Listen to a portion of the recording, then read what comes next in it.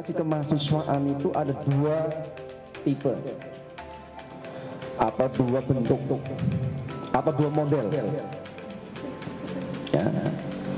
Model pertama model lembaga institusional. Apa? Lembaga atau institusional. Model yang kedua adalah movement. Apa itu movement? Movement.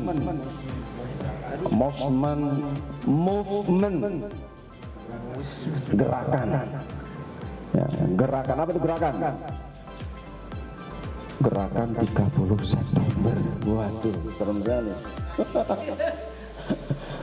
Orang udah gerakan dulu, wah PKI loh.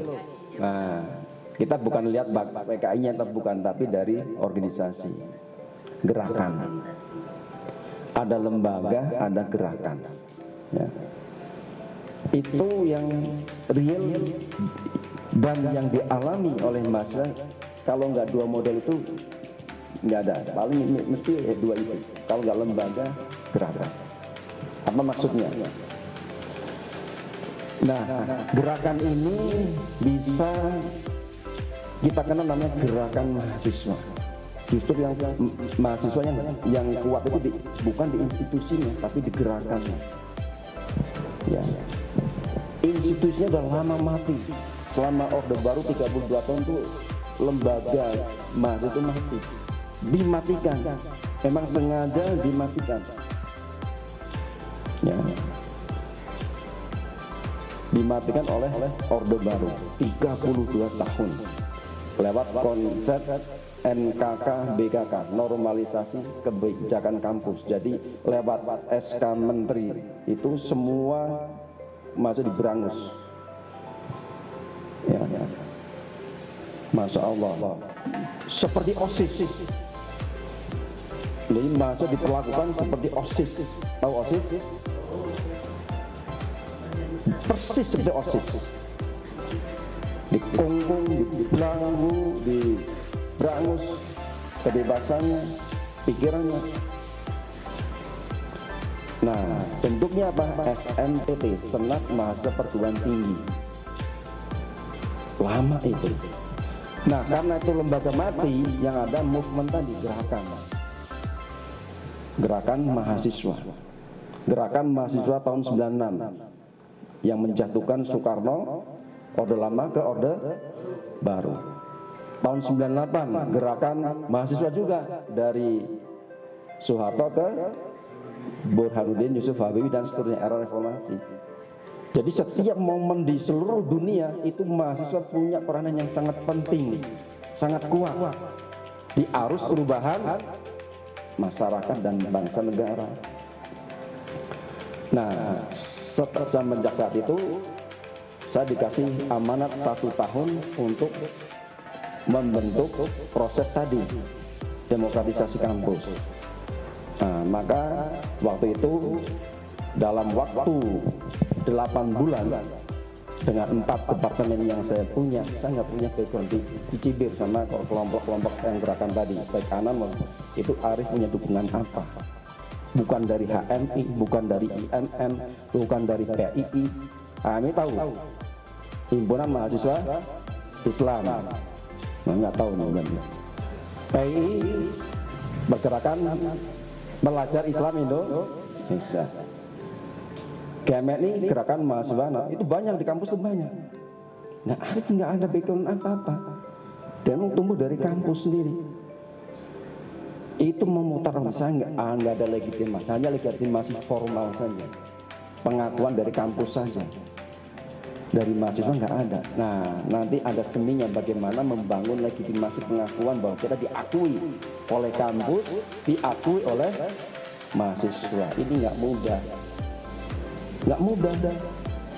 Nah, saya ekstra keras, saya keliling dari kos ke kos, pintu kos, minta dukungan orang-orang yang saya anggap.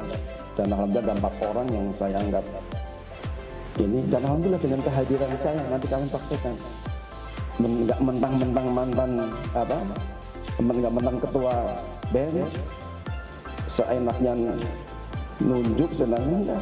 Saya datang dengan kerendahan hati minta dukungan. Dan itu ternyata di akhir periode itu sangat berkesan, ya, datang ke kos minta dukungan, dan alhamdulillah dari SAN sendiri ini akhirnya di akhir periode ada 32 orang personil solid di bawah saya. Dari 8 bulan itu ada 34 kegiatan, baik yang lokal, nasional, bahkan nasional. Ya, Departemen Pengkajian Penalaran, event yang terbesar itu adalah seminar nasional dengan mengundang Mendagri Rudini, tapi kan nasional ya. Departemen Pengabdian Masyarakat, sembako murah di Gunung Kidul. Departemen Minat Bakat ada festival band antar fakultas. Lalu ada, ramai banget. Nah, Departemen Hubungan Antar Lembaga mengadakan silaturahmi pertama kali nasional mahasiswa perguruan tinggi Muhammadiyah Indonesia, 54 kampus. Dan anak-anak panitianya dari anak-anak muda baru semester 1. Pada heran para tamu, luar biasa muda-muda. Makanya kalian jangan walaupun muda, jangan mau kalah. Ya, nggak mesti yang muda itu nggak punya pengalaman, enggak. Luar biasa, ya. 54 kampus pelaksanaan di Jogja, Jakarta. Saya harus kerjasama dengan Unes Hamka Provinsi untuk setelah kita mengadakan diskusi, kajian, mana yang batil, mana yang lurus, Islam yang lurus, mana Islam yang bengkok. Nah, itu. Tapi itu kan sejarah, udah terulang. Ya. Itu catatan saya, dosa istighfar terus ya. Ikut dosa karena menolak Habibie. Karena dari rupiah yang 17.000 jadi 6.000 sampai kan luar biasa.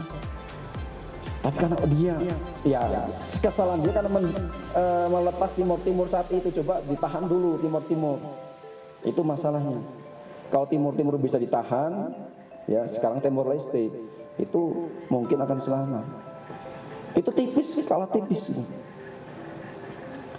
Nah, itu di masa kepemimpinan saya sebagai ketua Badan Eksekutif yang pertama di UMY maupun di Indonesia. Nah, kaitannya dengan kalian, ya. Sekarang ini kondisinya bukan seperti dulu, ya kan? Bukan dari otoritarian ke demokrasi, tapi sekarang ini Islam disudutkan, Islam difitnah, Islam diadu domba, dicap radikalisme, ya. Ulama gampang ditangkap dengan ITE. Sekarang Imam Habib besar HRS hanya karena masalah di rumah sakit mana Bogor dihukum, masya Allah, ini dolim, ini adil sekali.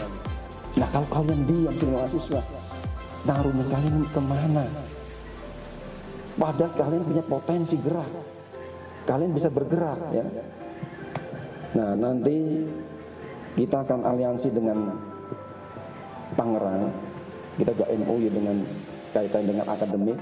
Nanti di Kemasan juga usahakan ada kerjasama. Juga di bekas kampus saya di Cikarang, nanti di Bogor kita akan, mungkin Pak Haji ada kampus di Bogor yang bisa ini, kita kerjasama kita senang. Kita akan tidak adakan kalian sebagai panitia pelaksana mengadakan diskusi terbuka, membaca arah gerakan mahasiswa Islam. Tadi saya sampaikan, di tengah stigmatisasi Islamophobia dan radikalisme. Cakep nggak?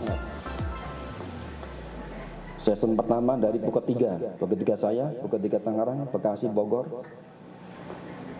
Lalu sesi kedua dari Ketua Senat PTDI, dari Ketua BEM Asyukriyah, Ketua BEM Staibi Kolombian, dan Ketua BEM Bogor. Sesi kedua, nanti saya usahakan Wakil Rektor 3 UIN bisa berbicara. Saya usahakan, akan saya coba, karena saya sudah pernah berinteraksi dengan beliau. Cukup bagus, sangat bagus.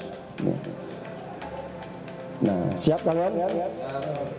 Nah, itu terkait organisasi kelembagaan. Ada lembaga, ada gerakan. Sekarang sudah menyatu dengan student government. Dan amanat dari Senat sekarang nanti selain lembaga Senat ada namanya Dewan Eksekutif Mas. Itu amanat Direktorat Jenderal Pendidikan Islam Kemenang. Ya, nanti di akhir bulan Juli ada pemilihan ketua Dewan Eksekutif. Ini kan dari kalian. Harus ada yang siap menjadi ketua Dewan Eksekutif Mahasiswa atau DEMA. Nah, apakah nanti akan DEMA atau BEM, nanti hasil rumusan kalian yang menentukan, atau milih DEMA atau BEM, terserah. Nanti kita lanjut di 15 menit terakhir ya. Nah, biar nyambung nih antara organisasi dengan wadah PTD Leaders Club. Oke, dari saya sementara Celusan akhir kalam. Assalamualaikum warahmatullahi wabarakatuh.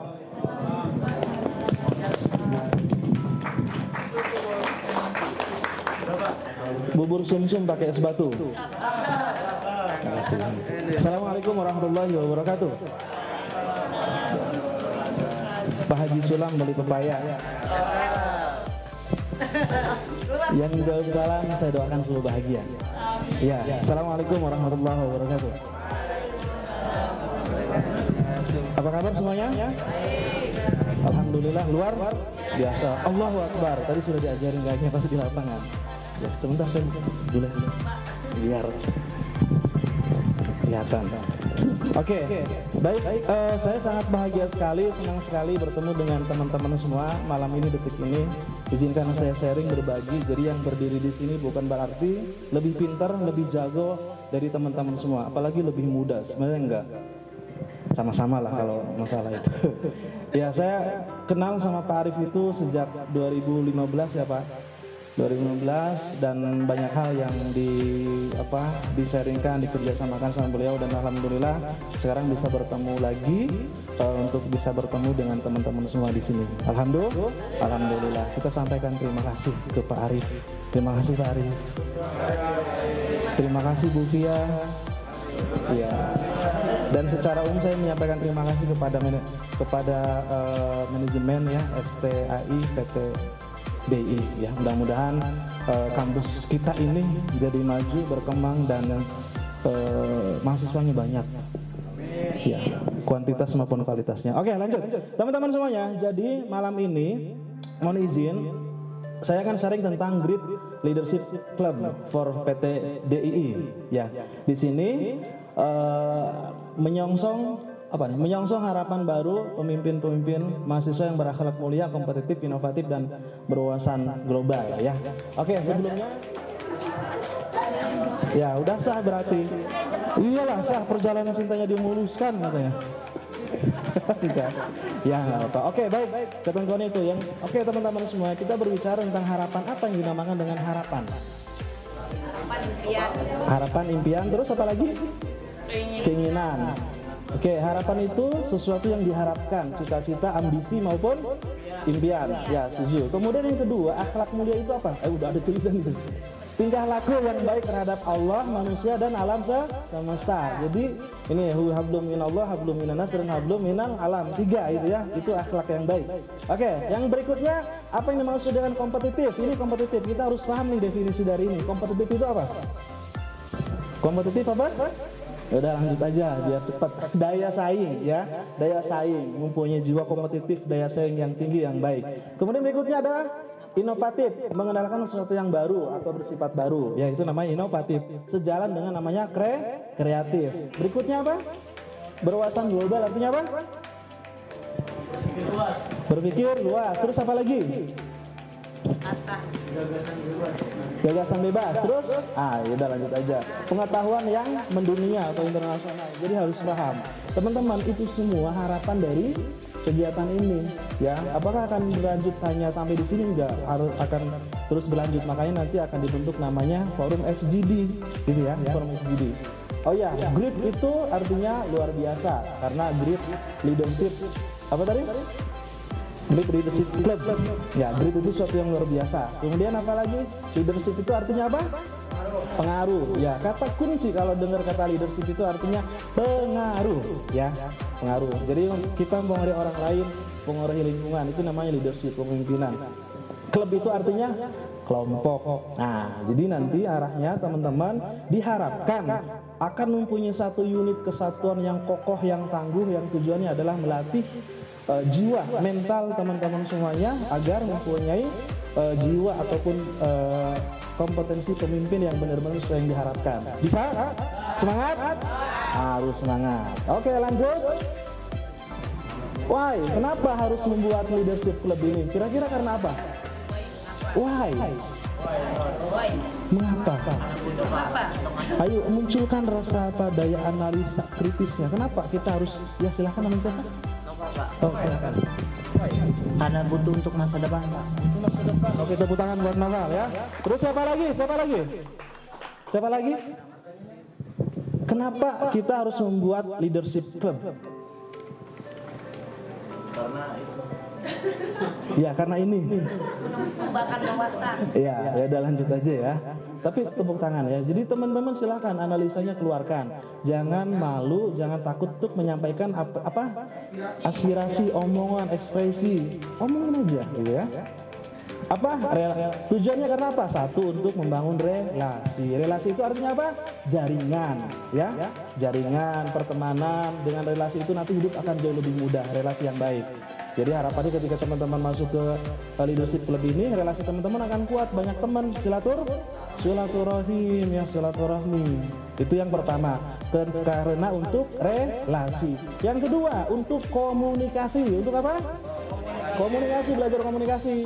Jadi teman-teman menyampaikan pendapat, terus menyampaikan apa ide, gagasan dan wacana dan lain sebagainya dengan leadership club ini. Nanti teman-teman silahkan brainstorming. Brainstorming itu apa yang terlintas dalam pikiran omongin atau tulisin, itu namanya brainstorming. Latihan mengkomunikasikan, baik komunikasi publik ngomong gitu kan, maupun komunikasi personal menghadapi orang dengan berbagai tipe ya karakter. Teman-teman harus bisa memahami. Itu namanya komunikasi ya. Berikutnya apa? Kompetensi. Apa? Kompetensi. Kompetensi itu apa? Pengetahuan, keterampilan, dan sikap. Teman-teman akan belajar di sana. Bagaimana ketika teman-teman di leadership club ini, teman-teman mempunyai kompetensi yang diharapkan tentu sebagai seorang pemimpin, ya, sebagai seorang leader. Pokoknya semangat deh pokoknya.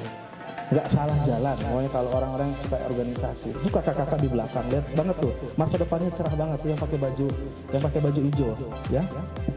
Karena aktif organisasi. Nanti teman-teman juga sama. Bisa? Bisa. Yang berikutnya yang keempat, aktualisasi. Apa? Aktualisasi.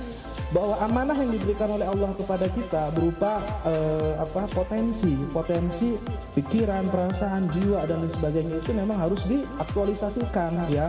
Jangan sampai kita menjadi orang yang terkungkung, ya potensi kita terpendam. Sebenarnya kita hebat, ya luar biasa, ya punya kemampuan, tapi karena tidak dikembangkan, tidak disalurkan gitu ya, tidak ada klub yang menaunginya, maka udah tersimpan.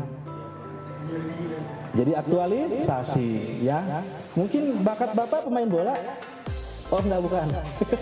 Yo kali aja. Apa? Oh boleh.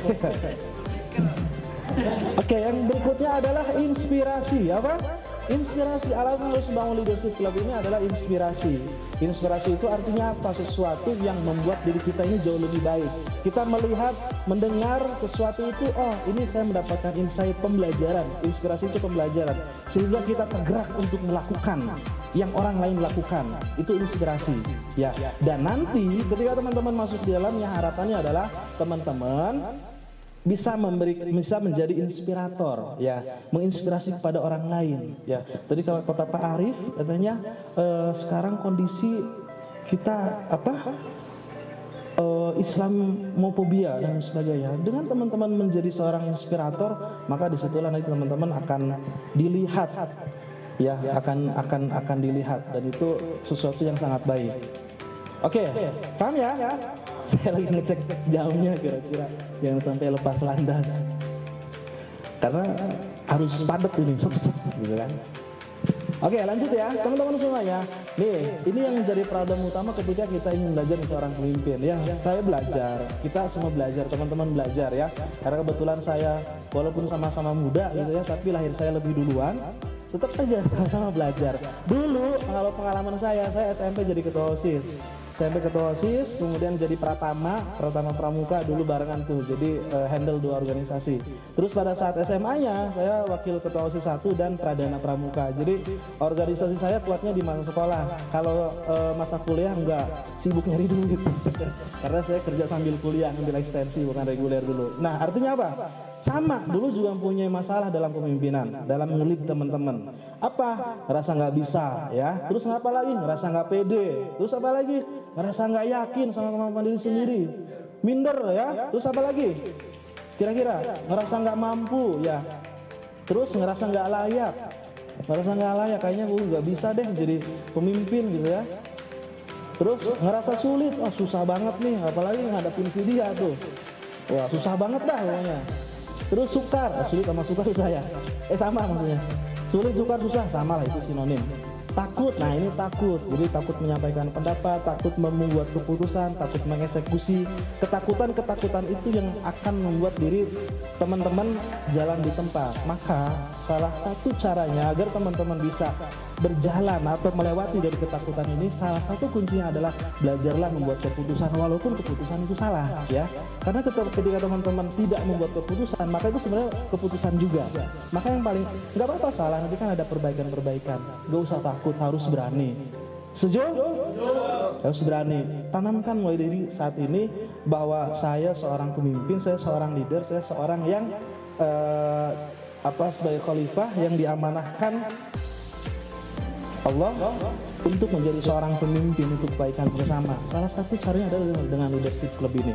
Bisa ya? Yang baik yang wanita maupun yang laki-laki sama. Maksudnya untuk latihan kepemimpinan harus dikuatkan juga. Self talk negatif juga. Self talk negatif itu kan kita suka ngomong ya sama diri sendiri. Nah ini self talk negatif, oh nggak bisa, nggak mampu, minder. Pokoknya omong-omong negatif itu namanya self talk negatif. Ubahlah menjadi self talk positif. Saya baik, saya bisa, saya mampu, itu namanya self talk positif. Hati-hati dengan omongan di hati, omongan di batin, omongan dalam diri kita. Jangan ngomong yang jelek-jelek. Itu kata-kata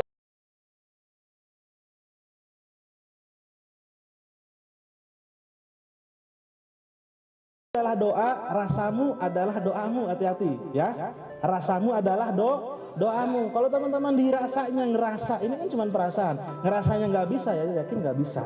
Ini jadi masalah. Maka teman-teman sadari mulai sekarang bahwa teman-teman mampu untuk menjadi seorang pemimpin yang baik, yang kuat. Bisa? Halo? Halo? Oh yang jawab hai berarti sering ikut training. Oke, nggak apa, lanjut. Oke teman-teman semua ya. Oh, beban masa lalu. Oke, udah. Beban masa lalu itu dulu punya trauma ya, trauma. Ya. Lanjut, what? Oke. Jadi Great Leadership Club ini apa? Isinya adalah, coba dibaca bareng-bareng. Great Leadership itu adalah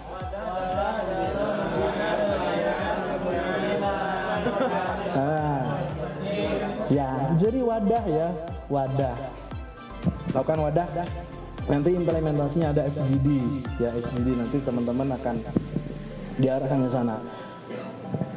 Great Leadership itu adalah wadah dalam membina dan melahirkan kepemimpinan mahasiswa. Jadi tempat ya sebagai kawah candra di muka. Ya orang-orang yang ikut di dalamnya insya Allah akan jadi. Entah ke depan itu insya Allah akan jadi. Maka jangan disia-siakan masa mudamu untuk belajar banyak hal, untuk ikut organisasi, untuk mengembangkan diri ya. Paling enggak spiritualnya, finansialnya, kemudian mentalnya. Itu ya, spiritual, finansial, mental itu di dalam organisasi ini nanti teman-teman akan belajar dapat banyak hal. Kemudian apa itu kepemimpinan? Kalau kepemimpinan besok dibahas lebih dalam sama Ibu Ketua ya, sebelum mudah-mudahan hadir. Kepemimpinan itu artinya apa? Pengaruh tadi ya, seni untuk mencapai tujuan, seni untuk mempengaruhi orang lain guna mencapai tujuan organisasi. Kata kuncinya adalah pengaruh, tujuan, dan menciptakan pemimpin baru. Tiga hal itu versi saya, definisi saya dari berbagai literatur intinya cuma tiga: berbicara tentang pengaruh, berbicara tentang tujuan,